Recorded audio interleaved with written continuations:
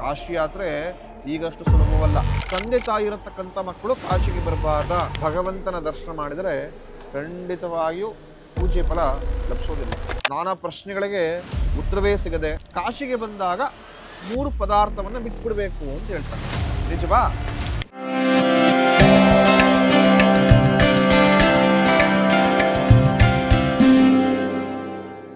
ಗುರುಭ್ಯೋ ನಮಃ ಹರಿ ಓಂ. ಕಾಶಿಗೆ ಬರಬೇಕಾದ್ರೆ ತುಂಬ ಜನ ತಲೆಯಲ್ಲಿ ನೂರಾರು ಗೊಂದಲವನ್ನು ಇಟ್ಕೊಂಡು ನಾನಾ ಪ್ರಶ್ನೆಗಳಿಗೆ ಉತ್ತರವೇ ಸಿಗದೆ ಯಾರೋ ಹೇಳತಕ್ಕಂಥ ಒಂದಷ್ಟು ಪ್ರಶ್ನೆಗಳಿಗೆ ಮನಸ್ಸಲ್ಲಿ ನಾನಾ ರೀತಿಯ ಭಿನ್ನಾಭಿಪ್ರಾಯ ಇಟ್ಕೊಂಡು ಭಗವಂತನ ದರ್ಶನ ಮಾಡಿದರೆ ಖಂಡಿತವಾಗಿಯೂ ಪೂಜೆ ಫಲ ಲಭಿಸೋದಿಲ್ಲ. ನಾವು ಏನೇ ಕೆಲಸವನ್ನು ಮಾಡಬೇಕಾದ್ರೆ ಮೊದಲು ಆತ್ಮತೃಪ್ತಿ ಇರಬೇಕು, ಮನಸ್ಸಿಗೆ ಸಮಾಧಾನ ನೆಮ್ಮದಿ ಇರಬೇಕು. ಸುಮಾರು ಸಾವಿರಾರು ಕಿಲೋಮೀಟರ್ ದೂರಗಳಿಂದ ಬಂದು ಭಗವಂತನ ನಾನಾ ವಿಧವಾದಂಥ ಪುಷ್ಪವನ್ನು ಅರ್ಪಿಸಿ ಅರ್ಚನೆಗಳನ್ನು ಅಭಿಷೇಕವನ್ನೆಲ್ಲವೂ ಮಾಡಿಸಿದ್ರು ಕೂಡ ಮನಸ್ಸಿನಲ್ಲಿ ಇದನ್ನು ಮಾಡಬಾರ್ದಾಗಿತ್ತು, ತಂದೆ ತಾಯಿರ ಮಕ್ಕಳೇನು ಹೋಗ್ಬಾರ್ದು ಅಂತ ಹೇಳ್ಬಿಟ್ಟಿದ್ರು, ಬಂದ್ಬಿಟ್ಟಿದ್ದೀನಿ, ಫಲ ಸಿಗುತ್ತೋ ಇಲ್ವೋ, ನನ್ನ ತಂದೆ ತಾಯಿನ ಹೆಚ್ಚು ಕಮ್ಮಿ ಆಗ್ಬಿಡುತ್ತೋ, ಈ ಥರ ನಾನಾ ಗೊಂದಲಗಳು ನಿಮ್ಮ ತಲೆಯನ್ನು ಉಕ್ಕಿದರೆ ಖಂಡಿತವಾಗಿಯೂ ಪೂಜೆಯ ಫಲ ಲಭಿಸೋದಿಲ್ಲ. ಇನ್ನು ತುಂಬ ಜನ ಹೇಳ್ತಾರೆ ಕಾಶಿಗೆ ಬಂದಾಗ 3 ಇಷ್ಟವಾಗಿರ್ತಕ್ಕಂಥ ಪದಾರ್ಥವನ್ನೇ ಬಿಟ್ಬಿಡ್ಬೇಕು, ಜೀವನ ಪರ್ಯಂತ ತಿನ್ನೋಂಗಿಲ್ಲ ಅಂತ. ಏನಕ್ಕೆ ಅಂತ ಕೇಳಿದ್ರೆ ಯಾರ ಬಳಿಯೂ ಉತ್ತರವಿಲ್ಲ. ಅದೇ ರೀತಿ ಕೆಲವರು ಹೇಳ್ತಾರೆ ಕಾಶಿ ಯಾತ್ರೆಯನ್ನು ಮುಗಿಸ್ಕೊಂಡು ಮನೆಗೆ ಹೋಗಿದ ನಂತರ ನಾನು ವಿಜೃಂಭಣೆಯಿಂದ ಕಾಶಿ ಸಮಾರಾಧನೆಯನ್ನು ಮಾಡಬೇಕು, ಬರತಕ್ಕಂಥ ಭಕ್ತಾದಿಗಳಿಗೋ ದಂಪತಿಗಳಿಗೋ ಗೌರಿ ಪೂಜೆಯನ್ನು ಹಾಕಿ ಸಂತುಷ್ಟಗೊಳಿಸ್ಬೇಕು ಅಂತ.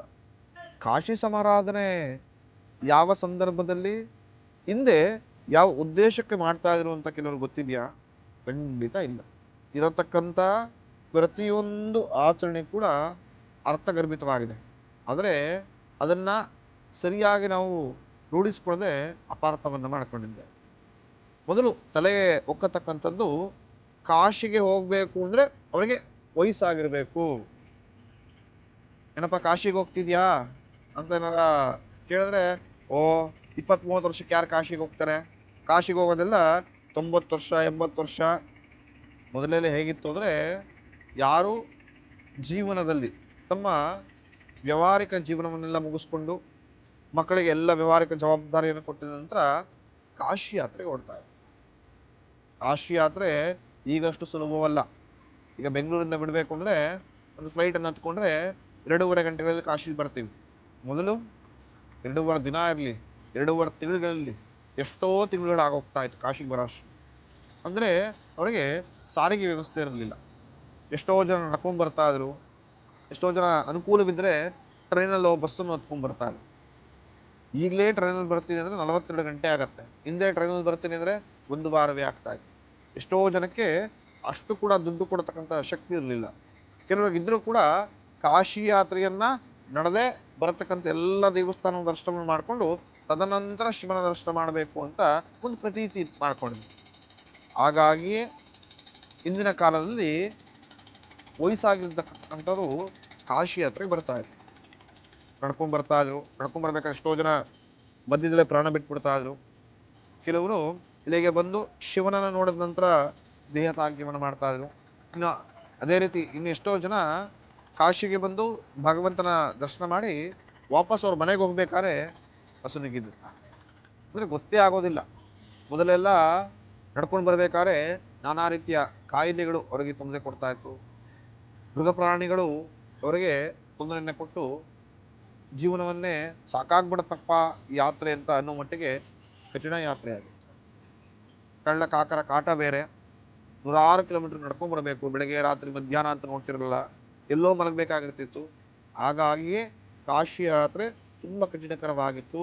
ಈ ಯಾತ್ರೆ ಎಲ್ಲವನ್ನ ಮುಗಿಸ್ಕೊಂಡು ಮನೆಗೆ ಯಾರು ಹೋಗ್ತಾರೋ ಅವರು ಅವ್ರ ಮಕ್ಕಳುಗಳು ನಮ್ಮ ತಂದೆ ತಾಯಿ ಯಾತ್ರೆಯನ್ನು ಯಶಸ್ವಿಯಾಗಿ ಮುಗಿಸ್ಕೊಂಡು ಬಂದಿದ್ದಾರೆ, ಹಾಗಾಗಿ ಒಂದು ಸಮಾರಾಧನೆಯನ್ನು ಮಾಡಬೇಕು ಅಂತ ಶಿವಲಿಂಗವನ್ನು ಇಟ್ಟು ಅದಕ್ಕೆ ರುದ್ರಾಭಿಷೇಕವನ್ನು ಮಾಡಿಕೊಂಡು ಬರತಕ್ಕಂಥ ದಂಪತಿಗಳ ಸಹಿತವಾಗಿ ಎಲ್ಲರಿಗೂ ಕೂಡ ಗೌರಿ ಪೂಜೆಯನ್ನು ಹಾಕಿಸಿ ಆ ಮಹಾಪರಮಶಿವ ಸಂಪೂರ್ಣ ಇದೇ ರೀತಿ ಅನುಗ್ರಹವನ್ನು ನನ್ನ ಕುಟುಂಬಕ್ಕೆ ಮಾಡಿಕೊಳ್ಳಿ ಅಂತ ಮಾಡ್ತಾ ಇದ್ರು. ಇದನ್ನ ಕಾಶಿ ಸಮಾರಾಧನೆ ಅಂತ ಕರೀತಾರೆ. ಒಂದು. ಎರಡನೇದು, ತಂದೆ ತಾಯಿ ಇರತಕ್ಕಂಥ ಮಕ್ಕಳು ಕಾಶಿಗೆ ಬರಬಾರ್ದ. ಖಂಡಿತ ಬರ್ಬೋದು. ಯಾಕೆ ಬರಬಾರ್ದು ಅಂತ ಇಂದಿನ ಪೂರ್ವಜಕರು ಹೇಳ್ತಾ ಇದ್ರು ಅಂತ ಹೇಳಿದ್ರೆ, ಕಾಶಿ ಅಂದರೆ ಮುಕ್ತಿ, ವೈರಾಗ್ಯ ಪ್ರಾಪ್ತಿಯಾಗತಕ್ಕಂಥ ಸ್ಥಳ. ಇಲ್ಲಿಗೆ ಬಂದಾಗ ಪ್ರಮುಖ ಮಣಿಕರ್ಣಿಕಾ ಘಾಟನ್ನ ನೋಡಿದಾಗ,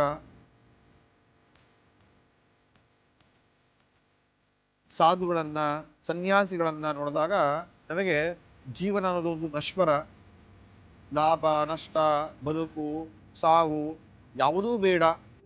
ನಾವೆಷ್ಟೇ ರಾಜನಾಗಿದ್ರೂ ಕೂಡ ಮಣಿಕರ್ಣಿಕಾ ಘಾಟಿನಲ್ಲಿ ಶವಗಳ ಸಾಲಿನಲ್ಲಿ ನಾನು ಕೂಡ ಸರತಿ ಸಾಲಿನಲ್ಲಿ ಬರಬೇಕು.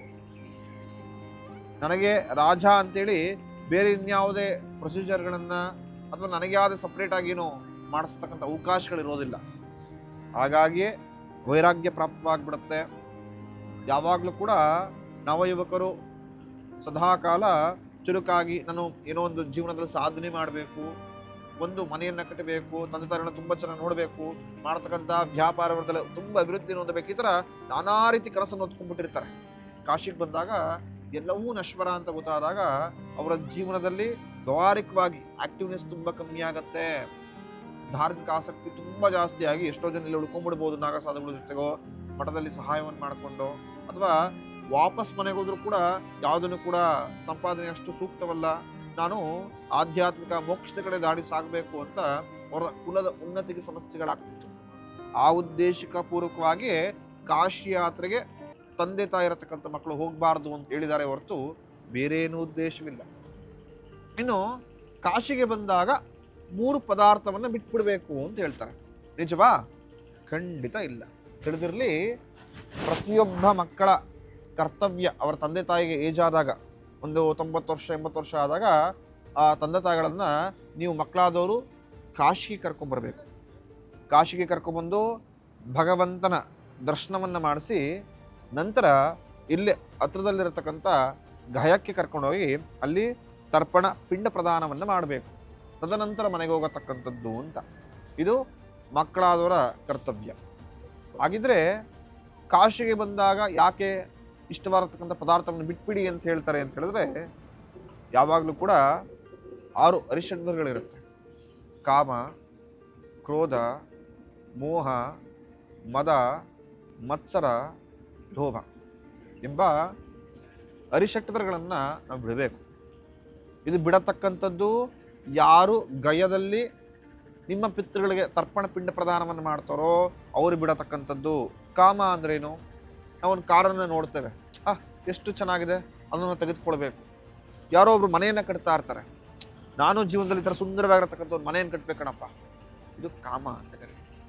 ಇದನ್ನ ಬಿಡತಕ್ಕಂಥದ್ದು. ಎಷ್ಟೋ ಜನಕ್ಕೆ ಇಷ್ಟವಾಗಿರ್ತಕ್ಕಂಥ ಆಹಾರವಾಗಿರುತ್ತೆ.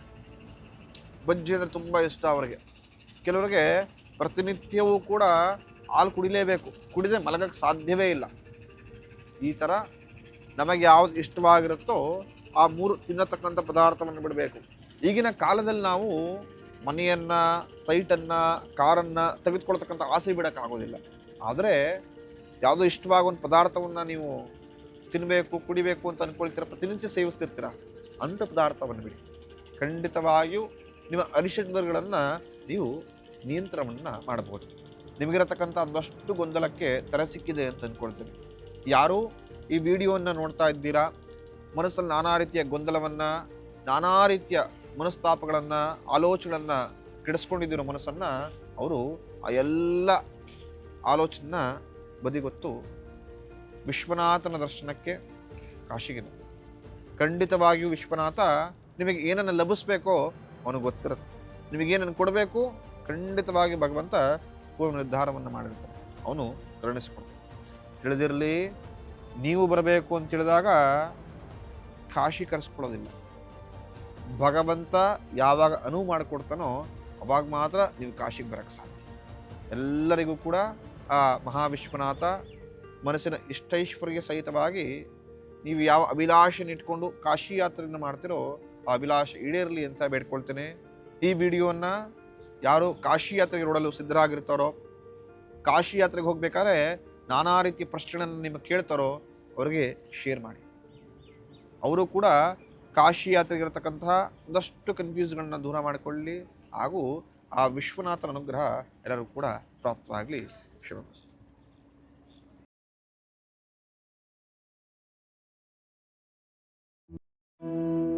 ಈ ಕೊತ್ವಾಲ ಯಾರು? ಈ ಕೊತ್ವಾಲನ ದರ್ಶನ ಮಾಡಿದ ನಂತರವೇ ಯಾಕೆ ವಿಶ್ವನಾಥನ ದರ್ಶನ ಮಾಡಬೇಕು?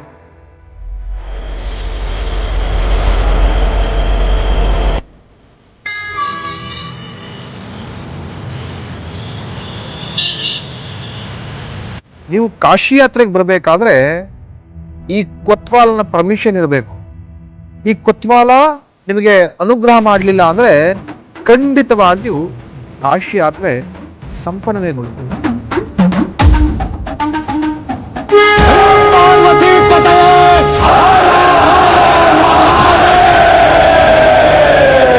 ಶಿವನ ಶಕ್ತಿಯ ಮತ್ತೊಂದು ರೂಪವೇ ಕಾಲಭೈರವ.